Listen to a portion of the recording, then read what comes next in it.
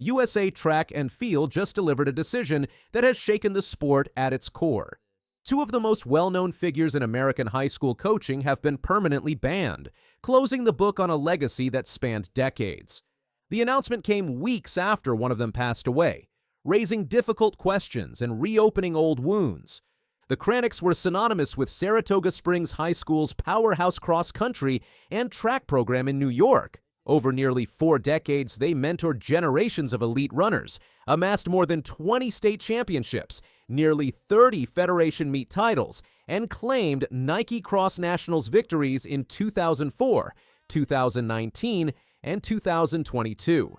Their teams were legendary, their methods influential, and their athletes frequently moved on to top collegiate programs. But behind the medals and trophies, a darker story simmered for years. USATF cited physical misconduct and emotional misconduct as grounds for the ban, placing both Art and Linda Kranicks on the organization's permanently ineligible list. The ruling followed a multi-year investigation that began before Art's death and included testimonies from numerous former athletes, parents, medical professionals, and witnesses. The verdict has sparked heated debate. While many hail it as overdue justice, others argue it tarnishes a golden era of running in Saratoga. The allegations against the Kranicks span decades, dating back to the late 1980s. Complaints included reports of overtraining, punishing injured athletes, emotional manipulation, and physically dangerous coaching tactics. One of the most harrowing examples came from former student-athlete Kristen Getzowich-Gunning.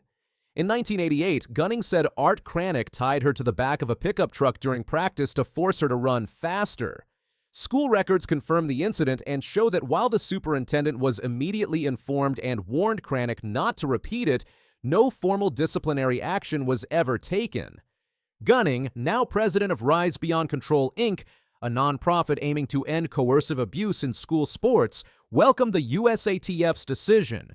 It is unfortunate that it took 40 years for any organization to acknowledge what thousands of students experienced, but this decision represents the first step toward preventing emotional and physical misconduct in school sports, she told the Times-Union.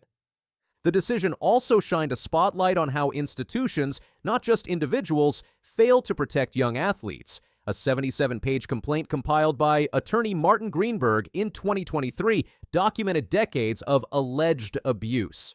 Submitted to the New York State Education Department and the State Attorney General's office, the report accused school officials of knowing about the misconduct and doing little to stop it.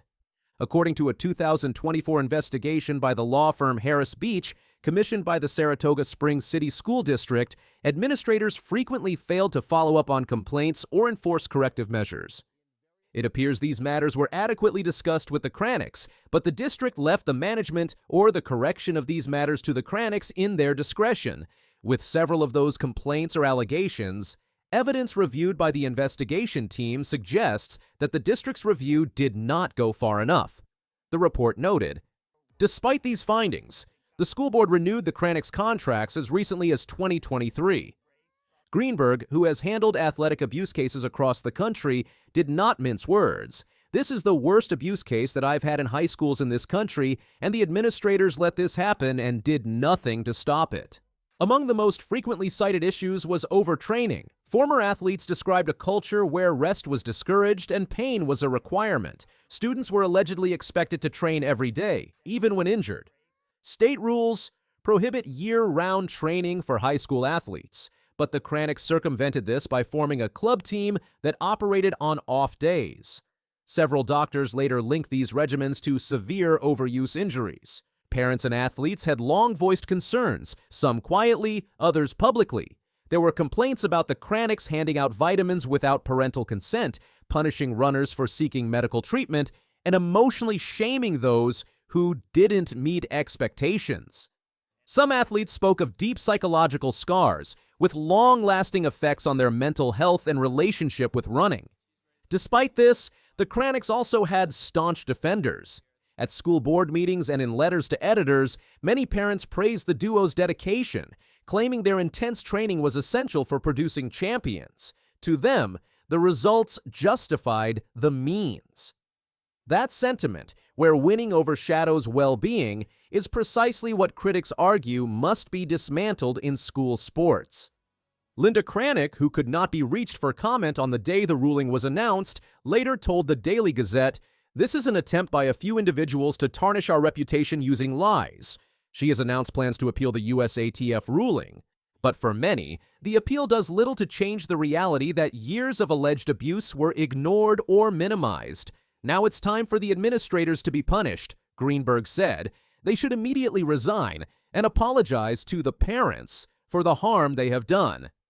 Superintendent Michael Patton, who led the district since 2018, has continued to defend the Kranicks. He argued that no action was warranted even after the truck incident and insisted that athletes were not forced to train. They chose to train hard, he claimed. The Kranicks officially resigned in April 2025, citing Art's declining health. Art passed away on November 8, 2025, at age 74, due to heart failure. Many expected the conversation around the coaches to end with his passing, but the USATF decision has ensured the legacy of the Kranicks will be remembered with far more complexity than their championship banners suggest. One immediate impact of the ban is the likely exclusion of their kinetic running club from USATF-sanctioned meets, including national-level postseason events. While symbolic in many ways, given that both coaches had already stepped away from formal coaching roles, the decision sends a clear message about the responsibilities of those in positions of power over youth athletes. USATF's handling of the case has also drawn scrutiny. Though the organization had reportedly finished collecting evidence over a year ago, it delayed issuing a verdict until after Art's death. Critics say this delay diminished the potential for accountability during his lifetime. Still, many see the ban as a landmark decision, a rare instance of a major governing body taking a definitive stance against emotional and physical abuse in youth sports. It sets a precedent, signaling to coaches, schools, and federations that misconduct, even if it brings medals, will no longer be tolerated without consequence. Kristen Gunning and others are now pushing for legal reforms, including amendments to New York's Dignity for All Students Act that would allow victims of school sports abuse to pursue civil lawsuits. We need to punish administrators so there is a lesson to be learned that they can't let this perpetuate, Greenberg added. The Kranicks saga reflects a broader cultural reckoning happening in youth athletics across the country.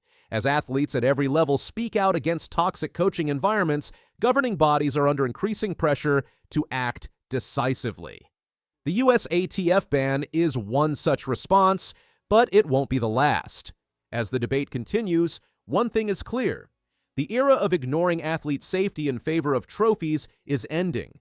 And while Art and Linda Kranicks' names may remain in the record books, their legacy is now forever linked with a cautionary tale of unchecked power, institutional failure, and the long road to justice.